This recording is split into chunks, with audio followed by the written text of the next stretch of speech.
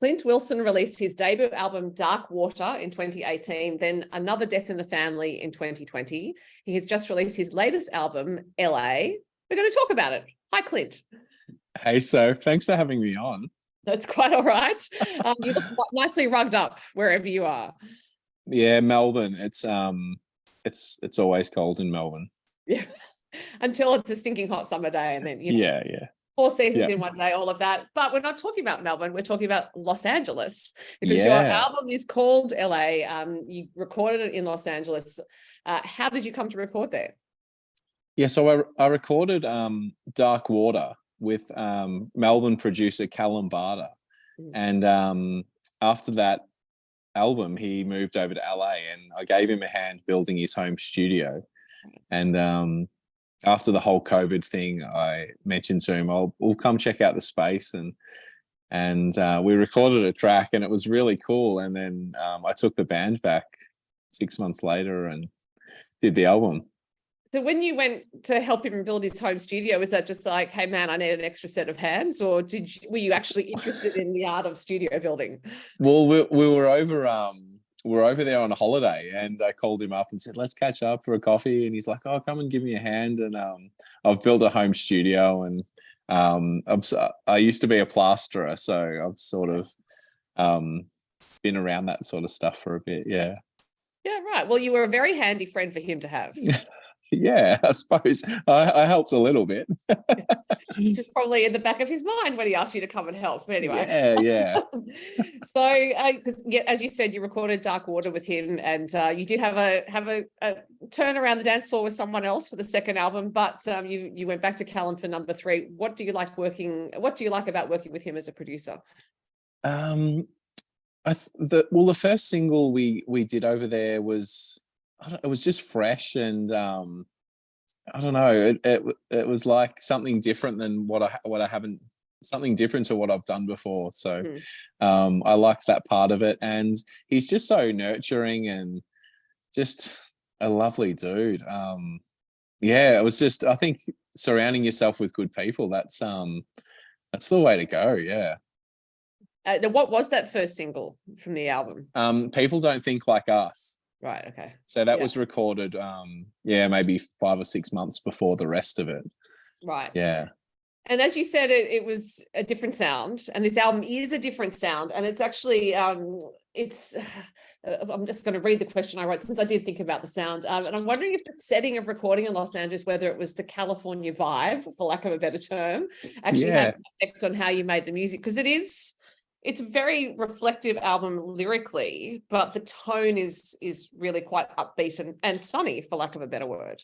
Yeah, I definitely hear LA when I listen back to it. There's and it was stinking hot also, which probably added to it. But yeah, I think when we were recording it, even in the studio, it definitely had an LA vibe to it. Mm-hmm.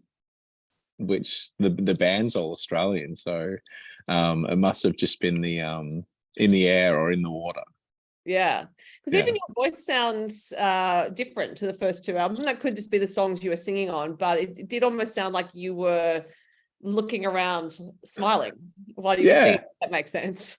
Yeah, for sure. Well, another thing that contributed to that was I wrote most of the album with Billie Joe Porter. And she's just so positive and always happy. I think that's a big part of it too. Yeah. Yes, she does have a very sunny outlook, again, but it's true. And I do think she, in her songs, likes to find the positives in the song, no matter how difficult the circumstances that gave rise to the song. Yeah, for sure. So how did you come to write with Billie Joe?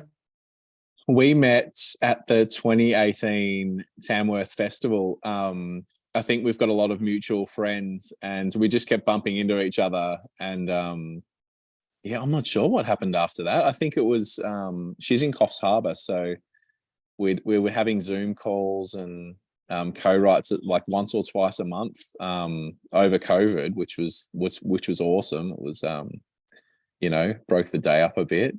Yeah. But I'm not exactly sure how it came apart, but how it came to happening like that. But we caught up heaps in Tamworth, and that was sort of the start of it. Yeah, because I know that for some artists, the Zoom co-writes were a bit stilted because if there was an internet delay, for example, then actually singing and playing over Zoom was not ideal. It doesn't work, no. So therefore you just have to discuss the song instead of playing. Yeah. Well, like one person play it at a time, and if someone's singing along, there's like a 1 second delay or something, and it's crazy. Yeah. So as you mentioned, you took the band to Los Angeles to record, which some Australian artists recording in the United States, that's not feasible or not practical. Did they all behave themselves while they were over there? Yeah, I felt a bit bad. We didn't really get a chance to do any sightseeing, and we did one hike one day up to see the Hollywood sign, but we were pretty much in the studio from 9 a.m. We'd get back to the hotel room around 10 and get margarita pizzas and margaritas for room service for dinner. Nice. And we'd go to bed and get up the next day. We didn't really have a chance to the first few days were hard, still being on Australia time, but we got there in the end. Yeah. And how long have you been playing with the members of this band? Zach, the guitarist, I've been with him since the start. So he's a big part of making the songs. And the other guitarist I took over, Emily Smith from Newcastle, who's a good friend of mine. She came over as well and sung BVs and played some cool guitar. Yeah. And there are some great big sounds on this album, in addition to the band, as the song Ain't Worth Finding, that's got quite a lot of, fat sounds through it. Again, for lack of a better term, that show you moving to a different musical direction in the past. I'm wondering if that was intentional. As you said, it came out of when Callum recorded that first single, things started moving in a different direction. Yeah. Ain't Worth Finding sort of, it grew, it was going to be a sort of I suppose a lot gentler than how it turned out. But it's just it was produced with Paul Bushnell as well. So they sort of just took it to this amazing place. And I think I played piano on that track. That was the only instrument I played on the whole album. Yeah, so that was fun too. There's some wacky wrong notes played in there, and that sort of work. The song works. I was just listening to it going, that's interesting. There's quite a few things in there. But given that this is a slightly different direction for you sound-wise, I'm wondering which artists have had an influence on your sound, whether this sound currently, previous albums, or all of it. Yeah, I'm not too sure. I know definitely when I was singing some stuff, I heard some Tom Petty vibes through the songs and maybe lent into that a little bit. Maybe some Eaglesy harmonies and stuff in a few of the tracks. But I think it was just recording in that space over there. That was a big part, yeah. So you mentioned writing with Billy Joe Porter. Was that the start of writing for this album, or did you already have some songs or some ideas that you've been working on before that? I think the Billy Joe stuff was the start of it. Yeah, that was it was probably just after I released Another Death in the Family. We started working on that. Yeah. And this album does have a theme of sorts, which is the end of a relationship and the elements to that, shall we say? But it's not at all a morose album. I think that's partly to do with the sound, the LA sound or the California vibe. But also, it sounds to me like there was an intention that it not be a morose album about that. Yeah. It's definitely. I know the songs are mostly breakup songs, which I don't know how it even got to that. We're both in happy relationships, and I don't know.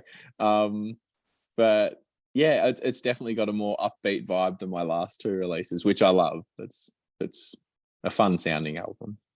Yeah, it is. I mean, the last album was I think a very layered look at interpersonal relationships. The title suggests that it's family relationships, but also just looking at the enterprise of being human, I suppose. But that's not to say the current album is not about that either. Yeah. And when you write songs, as you did with Billy Joe, is it, or even just yourself? Is it with the intention of moving towards an album, or do you write the songs so that they exist in and of themselves? Yeah, I think we were just doing it as an exercise, sort of.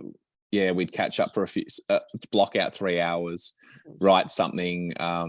Yeah, there was plenty of times where it was just more to keep fit, song fit, if that's a word. Yeah.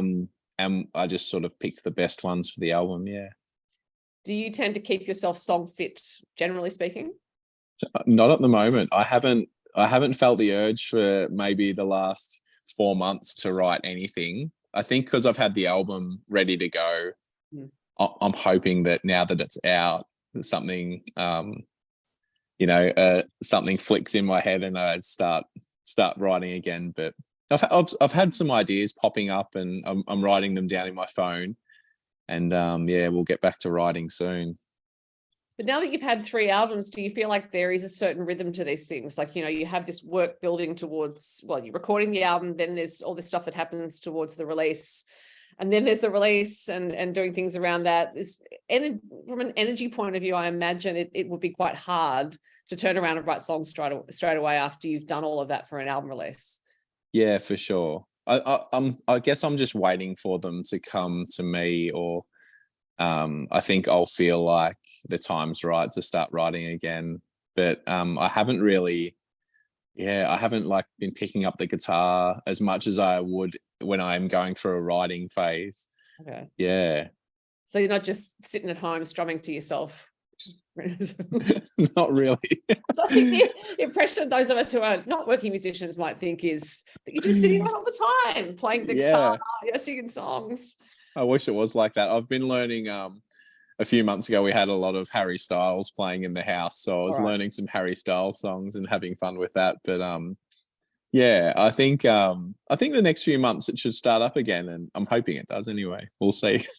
Did you go to a Harry Styles concert? I did. Amazing. Oh, did you wear a feather boa?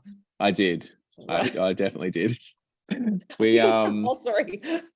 It was unbelievable. I wasn't a fan until that last album came out, but the songs are so good. The band was incredible. Amazing. Yeah. And it's also, it's so fun to go to concerts like that where there are a lot of very enthusiastic young people, because it does add an element to it. Yeah.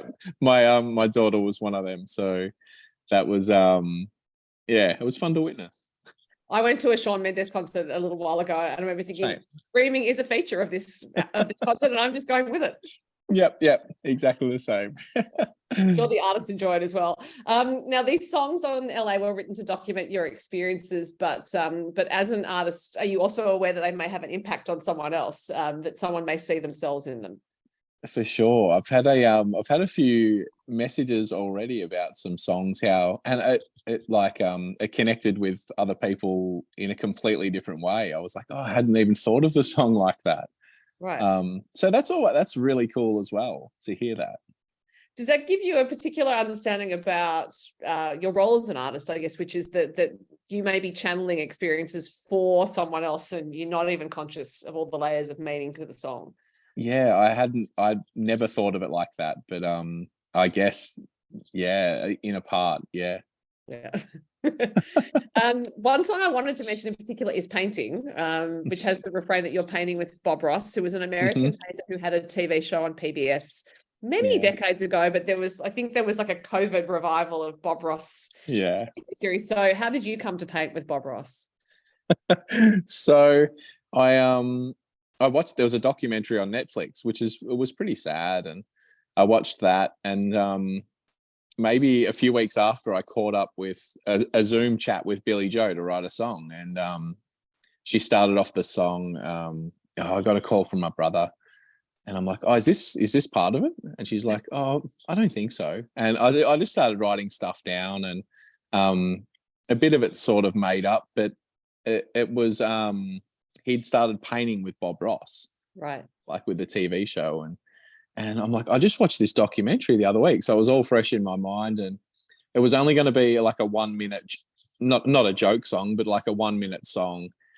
And then in the studio, the guys were like, "Oh, well, how about we make this sort of audio painting at the end of it, and have a lot of layers and stuff like that." And yeah, that was it was a lot of fun to record. And Callum, the producer, had just spent the day before recording some crows. There was a lot of crow noises outside. Like, let's use them. Let's put them in the track.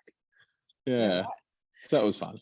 Well, and it is, I can see how it would have had potential as a joke song, but it is a much more layered song than that. Yeah, for sure.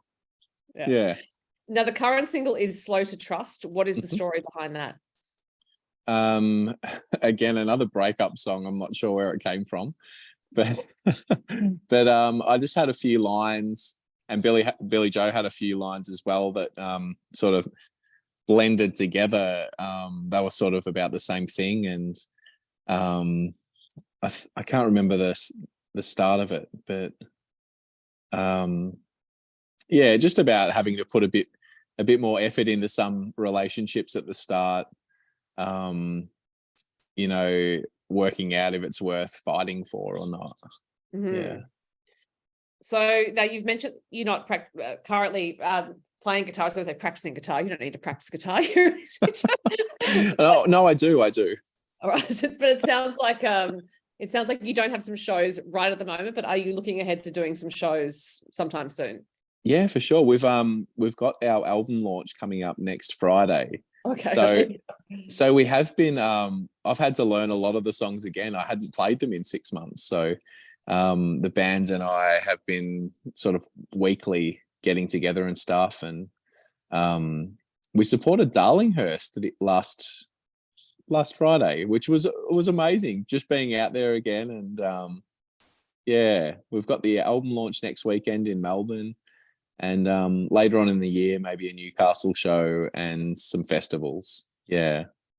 So when you go back to the songs after having had a few months away from them, do you approach them almost like with beginner minds? Like, okay, I'm going to approach these as a musician playing these songs rather than I am the songwriter interpreting these songs. Yeah. Musician, like they're someone else's songs. How would we learn them? Yeah, like a bit of it comes back as muscle memory, but yeah, it's been a bit of work learning them again. And I probably shouldn't have dropped the ball, and I just kept playing them as well.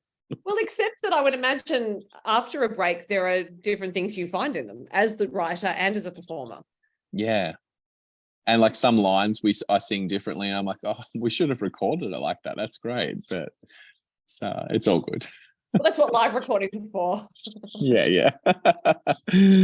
So I mean, look, you made this album over a time of lockdown, so clearly that didn't slow you down in terms of being productive. Are you planning to keep the productivity train on the tracks and keep writing once you're back to songwriting? As in, like, ideally, are you thinking, oh yeah, I'm going to have another album in a couple of years' time?